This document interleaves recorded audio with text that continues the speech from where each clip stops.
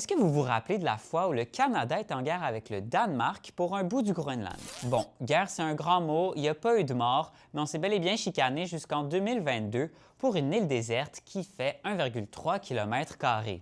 Et les combats consistaient à planter un drapeau de temps en temps, puis à laisser une bouteille de whisky. Disons que ça contraste un peu avec les menaces de Trump qui ont fait suer la scène internationale cette semaine. All the United States is asking for is a place called Greenland, where we already had it. We gave it back to them. Bon, mettons les choses au clair, le Groenland est un territoire autonome avec son propre gouvernement, mais il fait partie du royaume du Danemark. Si Trump dit avoir redonné le Groenland, c'est parce que les États-Unis ont occupé et défendu le territoire lors de la Deuxième Guerre mondiale, au moment où les nazis occupaient le Danemark.